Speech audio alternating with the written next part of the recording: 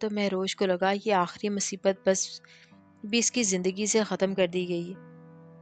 کسی کو اپنی طرف متوجہ کرنے کے لیے چند ایک دنوں کا وقت کافی ہوتا ہے۔ اس کے پاس تو ویسے بھی خوبصورتی کا ہتھیار تھا۔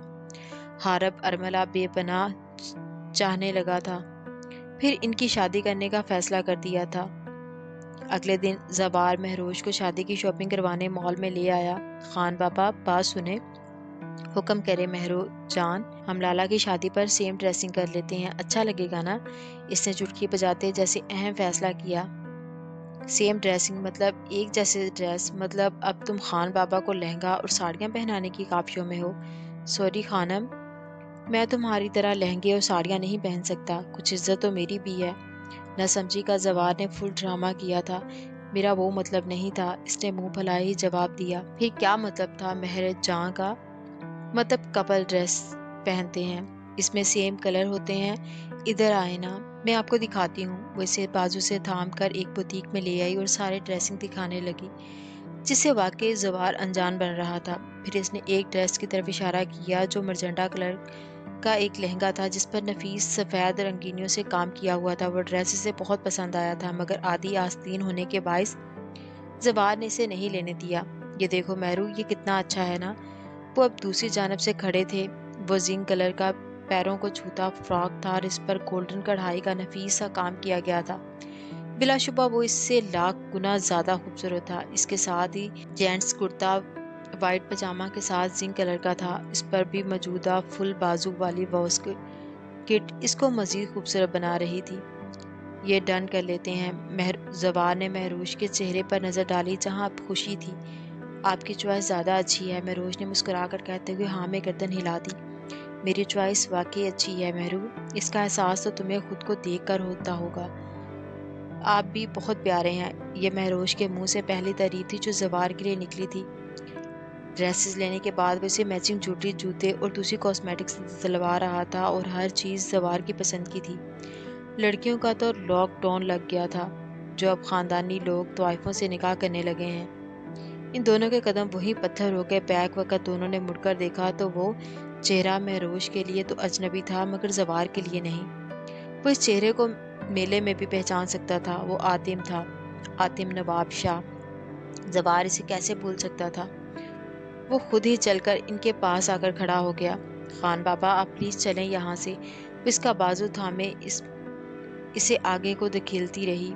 ویسے لوگ بھی نہ، بس اگر ان کو پتہ لگ گیا کہ زوار خان کی بیوی طوائف خانے کی ایک قاتلانہ طوائف ہے تو لوگ تمہارے ساتھ ساتھ اس پر بھی انڈے ٹماٹر پھینکیں گے، آدم نے کاٹدار لہجے میں کہتے ہوئے زوار کے دل و دماغ کے راستے بند کر دیے تھے۔ خان بابا نہیں، پلیز چھوڑ دیے، جانے دیں اسے، پلیز چھوڑیے، جانے دیں اسے۔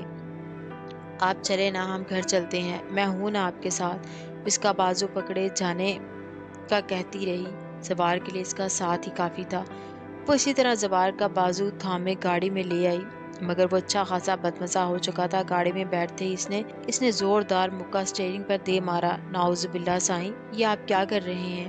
اس نے تڑپ کر اس کا ہاتھ تھاما اور اپنے ہاتھوں میں لیا پیار سے مسلنے لگی۔ کیا کہا تم نے؟ میں نے کیا کہا؟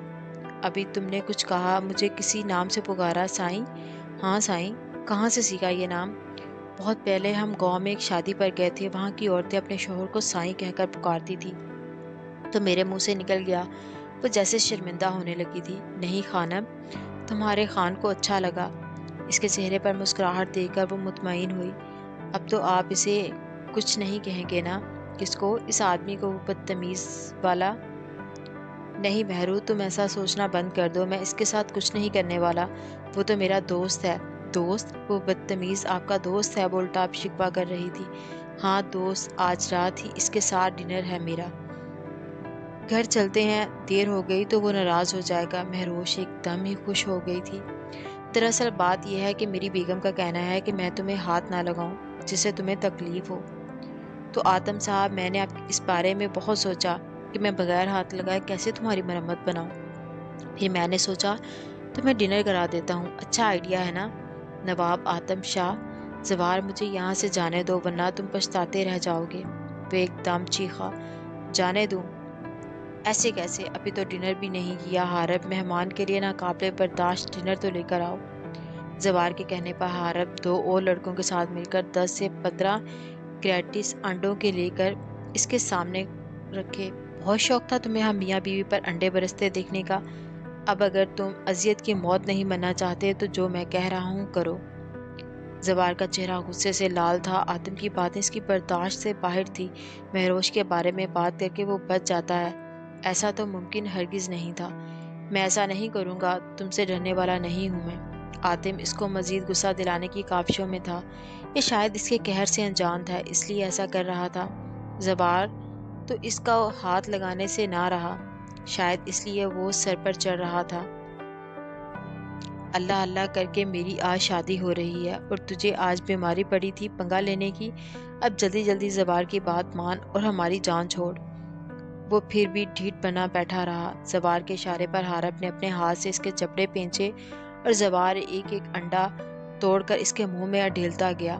جب اس کا منہ بھر جاتا تو حارب اس کے پیٹ پر زوردار ٹانگ مارتا اور انڈوں کا مایا حلق سے اترتا جاتا، اور پھر دھاڑنے والا وہ بہادر آتم شاہ صرف 3 کریٹ انڈوں پر اپنی جان گنوا چکا تھا۔ جب وہ زمین پر گرا تو اس کے منہ سے عجیب عجیب غدود نکلتے رہے۔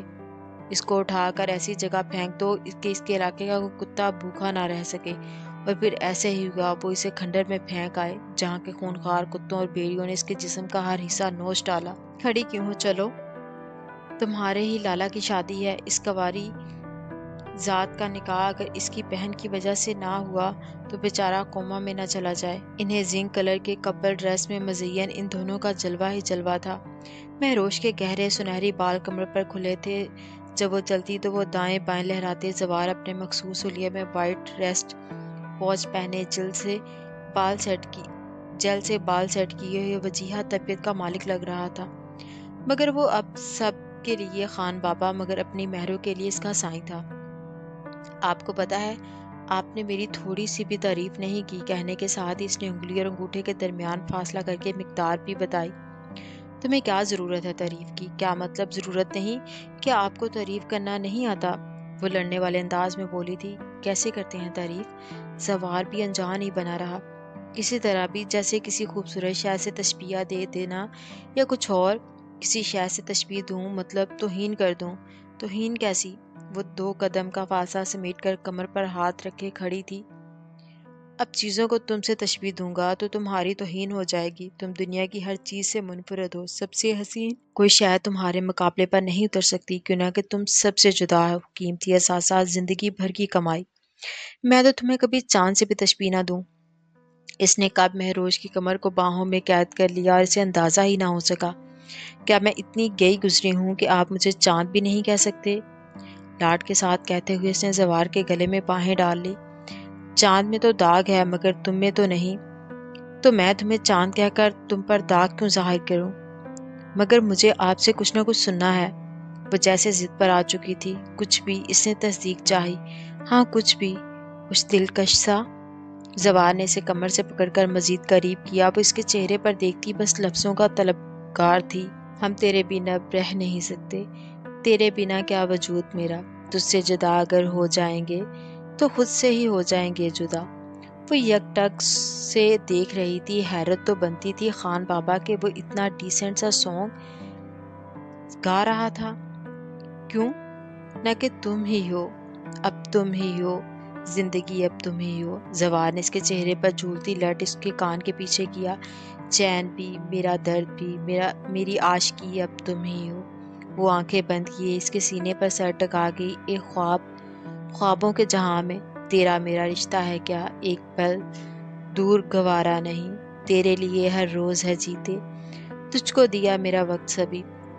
آنکھوں کے سامنے کا منظر صاف نظر آ رہا تھا، وہ کسی پھولوں سے بھری زمین پر تھے، ارد گرد پرندے چہک رہے تھے۔ کوئی لمحہ میرا نہ ہو تیرے بنا، ہر سانس پہ نام تیرا، کیوں نہ کہ تم ہی ہو، اب تم ہی ہو، زندگی اب تم ہی ہو، چین بھی، میرا درد بھی، میری عاشقی اب تم ہی ہو۔ وہ ہر پھول کی خوشبو کو اپنے اندر اتار رہی تھی، وہ جیسے پورے جہاں ایک ساتھ گھوم رہی تھی۔ تیرے لیے ہی جیا میں، خود کو جو یوں دے دیا ہے، تیری وفاؤں نے مجھ کو سنبھالا، سارے غموں کو دل سے نکالا، تیرے ساتھ میرا ہے نصیب جوڑا، تجھے پا کے ادھورا نہ رہا۔ اسے دور کہیں روشنی دکھ رہی تھی، وہ اسی سمت ڈھونڈتی چلی جا رہی تھی، کیوں نہ کہ تم ہی ہو، اب تم ہی ہو، زندگی اب تم ہی ہو۔ پھر جیسے ہر منظر بدلنے لگا، اسے ٹھوکر لگی اور وہ کسی گہرائی میں گرتی چلی گئی۔ ایک زوردار چیخ کے ساتھ وہ اس سے الگ ہوئی۔ منظر اب صاف تھا، خواب ٹوٹ چکا تھا۔ کیا ہوا مہرو؟ وہ تڑپ کر اس کے پاس آیا، وہ تیز تیز سانسیں لے رہی تھی۔ مہرو، مہرو ادھر دیکھو، میں ہوں نا، گھبرا کیوں رہی ہو؟ بتاؤ کیا ہوا؟ وہ پریشان سے اس کے چہرے کو اپنے ہاتھوں میں بنے پیالے میں لیے کھڑا تھا۔ آپ میرے ساتھ ہیں، ہے نا؟ اپنی مہرو کے ساتھ وہ اس کا ہاتھ تھامے بول رہی تھی، آواز میں لڑکھڑاہٹ تھی۔ میں ہی تو ہوں تمہارے ساتھ، بس میں اور کوئی نہیں، ریلیکس ہو جاؤ۔ زوال نے اسے اپنے ہاتھوں سے پانی پلایا، گہرے سانس لے کر وہ اب ریلیکس ہو چکی تھی۔ اب وہ لوگ حارب کے گھر کے لیے نکل رہے تھے، مگر اس کا خواب زندہ ہونے کی یہ ترکیب نکالی میں نے، اپنے ہونے کی خبر سب سے چھپا لی میں نے، اسی واسطے تو سینچا تھا لہو سے اپنے، جب سوارا چمن تو آگ لگا دی میں نے۔ میں آج تمہیں جان سے مار دوں گی جازل، خبردار اگر تم نے مجھے ریلیکس رہنے کا کہا تو منہ نوچ لوں گی تمہارا۔ جینس اور شرٹ پر لمبا اوور کوٹ پہنے، لمبی کالی ہیل پہنے ٹک ٹک سیڑھیاں سے اترتی چیخ رہی تھی۔ وہ لانچ میں بے نیاز سا بیٹھا کافی پی رہا تھا۔ ایک منٹ بھی مزید صبر نہیں کروں گی۔ ایک دن وہ آئے گا جب ہمیں کاٹ کر چلا جائے گا اور تم بیبی کول ڈاؤن کرتے رہو گے۔ اب تم سن رہے ہو کیا؟ جازل کو چپ چاپ دیکھ کر وہ مزید داڑھی نہیں برہل ہو گیا ہوں، وہ جیسے تنگ آ کر بولا، شٹ اپ، میں کچھ نہیں جانتی، میں مزید زوال کو آزاد گھومنے نہیں دے سکتی، ہمارا بچا کھچا بھی وہ برباد کر کے چلا گیا ہے، اور اب اس بار تو اس نے ہمارا یوں اربوں کا نقصان کیا ہے۔ جازل تمہاری چوسنی لے کر نہیں بھاگا، وہ جو 2 منٹ رہ کر چپ کر کے بیٹھ جاؤ گے، ڈوب مر جانے کا مقام ہے۔ وہ ایک رات میں پاکستان سے یہاں آ کر ہمارا سارا بزنس دوبارہ سے چٹ کر کے چلا گیا، اور تم یہاں بیٹھے مزے سے کافی پی رہے ہو۔ چیخ چیخ کر اسے گلا پھاڑنے کی ضرورت نہیں ہے، تمہیں فالتو کا دماغ خراب کرنے کا پتہ ہے، بس تمہیں جانتی کیا ہو تم؟ بس اتنا ہی کہ اس نے پہلے ہمارا ٹرک پکڑا، پھر گھر تباہ کر دیا، مگر احسان مانو اس نے ہمارے پاس ہماری گاڑی تو چھوڑ دی، جسے بیچ کر ہم بآسانی یہاں سیٹل ہوئے، ورنہ کہاں سے بھیک مانگتی تم؟ مجھے ایسا لگتا ہے تم میرے نہیں اس کے بوائے فرینڈ ہو، اور وہ جو ایک ہی رات میں پاکستان سے یہاں کر سب کچھ جلا کر چلا گیا، اس کا کیا آتش بنا پھر رہا ہے، اور تم پھولے ہوئے غبارے، تم سے کچھ نہیں ہوگا، جو کروں گی میں خود کروں گی۔ وہ اونچی آواز میں چیختی چلاتی صوفے پر بیٹھ گئی۔ تمہاری آواز اتنی چرچری ہے کہ میرے کانوں نے پناہ مانگ لی ہے، وہ میں نے بچپن میں سیٹی کھا لی تھی۔ وہ طنزیہ کہتی اپنے موبائل پر کوئی نمبر ڈائل کرنے لگی، اس کی کافی ختم ہوئی تو وہ وہاں سے اٹھ گیا۔ اللہ نظر بد سے بچائے، آج تو کمال کے ہینڈسم لگ رہے ہو آپ۔ ہینڈسم تو لگوں گا ہی، آخر لالا کس کا ہوں؟ ہینڈسم تو لگوں گا ہی، آخر لالا کس کا ہوں؟ یہ ہوئی نا بات، چلیں اب نیچے چلیں، میں آپ کی دلہن کو لے کر آتی ہوں۔ ہاتھوں سے فراق کو تھامتی ہوئی وہ ارملہ کے کمرے کی طرف بڑھی۔ زوار مدہوش سا اس کی کمر پر جھولتے بالوں کو دیکھ رہا تھا۔ چلیں؟